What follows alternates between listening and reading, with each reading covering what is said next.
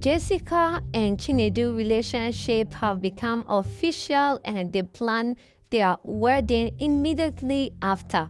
But before that, Chinedu has met all of the family of Jessica and they have accepted him officially. So the turn of Jessica to also meet Chinedu's family was where everything turned upside down for this couple. Chinedu called his elder sister to inform her about his preparation to get married to his girlfriend or fiancé now. And the sister was so happy and proud of the junior brother for how far he has come. And she was willing to leave her job and come and meet her supposed newly in-law and welcome her into the family. Weeks later, Ella called and said she is at the front door. Chinedu happily opened the door and happily welcomed his sister into the house. He was so happy because it's been a while these two siblings have met. Chinedu was so proud to see that his sister has overcome so many traumas, relationship and work-wise, and still striving and looking young and beautiful. Chinedu was so proud. Immediately, Ella also looked at the brother and said, "Wow, Chinedu, you look so good. It's been like a year plus we met. I know work, life has happened, but I am here now. Where is your fiancée? I want to meet her." Immediately she finished the sentence, Jessica walked into the hall and met the in-law. This was a very long, tense look into each other's eyes. Chinedu was confused and was asking, "Why are you ladies so quiet? Ella, do you know my fiancé? Jessica, what's the problem? Do you know my sister?" Ella said, "You know what? This marriage cannot happen. Chinedu, you want to marry Jessica over my dead body. It will never happen." Jessica was so confused, kept quiet, didn't know what to say. Chinedu was confused and was like, "My sister, what is the problem? Do you know my fiancé? Do you know Jessica?" Ella said, "You want to marry this witch, this Yoruba witch. You want to marry her over my dead body." Chinedu immediately realized that, okay, so you know she's an Yoruba. You know her. Have you met her before? What is the problem? Somebody talk to me. Ella continued shouting and said, You want to marry into my family. You, Jessica, you witch, your family, what they did to me. You want to marry into my family? It will never happen. Now that I'm here, you better start packing your things and leave this house. Like I said, you are not going to marry my brother, my only sibling that I have, over my dead body. Ella was so angry, she began to turn on the heat, and Chinedu realized that no, this is not my sister, this is beyond me. We need to calm down. Chinedu was so confused. He tried to calm down his sister, and Ella said, "Well, I am calm. But you, like I said, you will leave this house. Now that I'm here, prepare yourself and leave."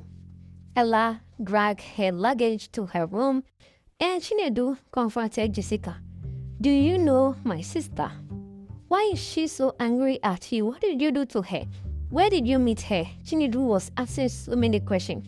Jessica kept quiet and didn't know what to say.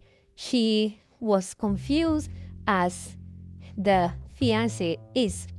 Next day, Jessica woke up and prepared breakfast for the family. As Jessica and Chinedu were eating, Ella walked into the dining table and was eating the breakfast she prepared by herself. She refused to eat the one that Jessica prepared. As the three of them sat at the dining table eating, there was awkward silence, and then Chinedu said, "Well, Ella, now that you've met my fiancé," immediately Ella said, "You know what? This is not your fiancé. This witch cannot be your fiancé.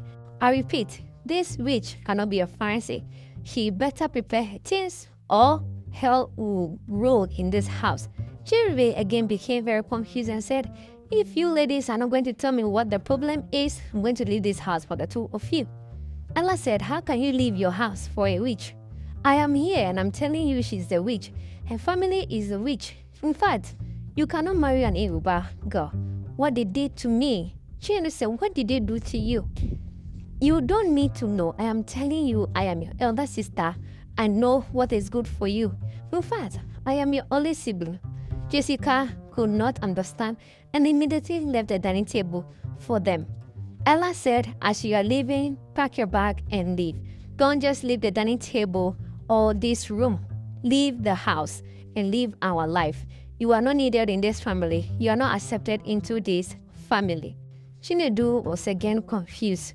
He went into the bedroom where Jessica was sitting down quietly and asked Jessica, what is the problem? You better open your mouth and talk to me now. Or our marriage preparation is over. After receiving the threat, Jessica opened her mouth and talked. Yes, I know your sister. Her name is Ngozi, right? Yes, that is her Igbo name. Okay, so what exactly is the problem? Jessica said, well, your sister was dating my elder brother. But when she came to the house and being introduced to our family as his fiancée, our family rejected her and said they were not going to marry her, all because she's an Igbo girl. And because she's an Igbo girl, their family do not accept this tribe.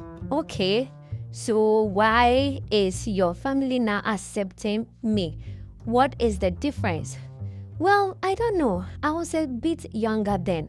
I don't know. But right now, yes, they accepted you. And I don't know the reason.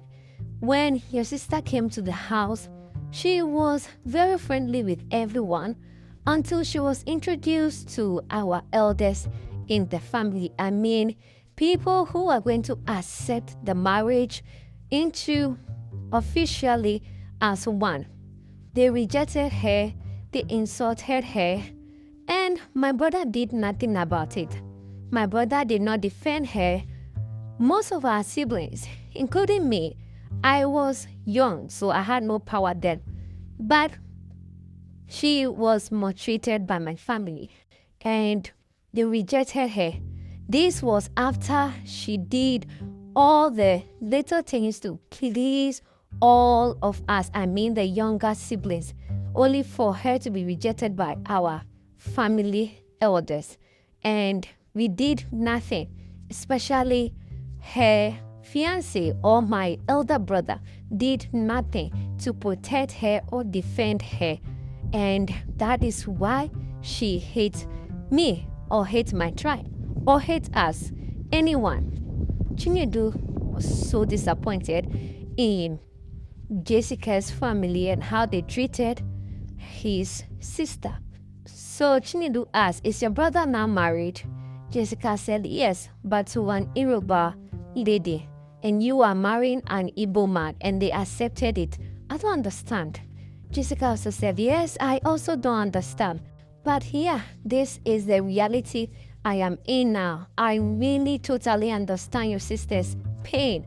And I cannot even wish that on my worst enemy. Chinedu said, I'm going to talk to my sister.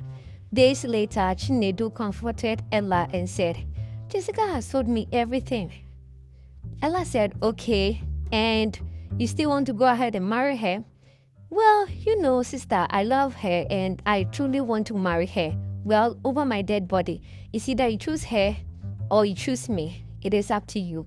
Ella walked out. Chinedu was confused. And at this point, he didn't know what to do. He comforted Ella once again and said, Ella, I am begging you. Whatever Jessica's family did to you, you know that she was young at the time. She had no power. I know what they say about your family or siblings since confronting or coming to bite you. But you need to forgive. Let go. It's been years. Ella said, like I said, over my dead body. Chinedu went to Jessica and said, you need to go to my sister and apologize.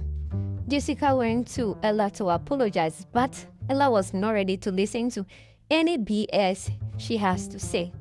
Chinedu did his bit and realized the sister doesn't want to come to an agreement or in terms that he actually do love Jessica. At this point, he decided to leave the house for the two ladies to sort themselves out. One day, they woke up and searched everywhere in the house, called Chinedu's numbers, and still there was no call available, no answer whatsoever. Jessica called Chinedu severally, but no answer. Ella did the same, no answer. They went to places they know Chinedu would be at, but no, Chinedu was not there either. They became so worried. They reported to the police, but the police were told that they maybe have caused him to run away from home. Then, of course, the two ladies went back to the house and sat down and have a heart-to-heart conversation. In fact, they apologized to each other and resort to peace because they both love Chinedu dearly. And they are not ready to lose him either. They sent so many messages, video call, videos, text messages, and calls to Chinedu to prove that they have made peace. They want him to come back home.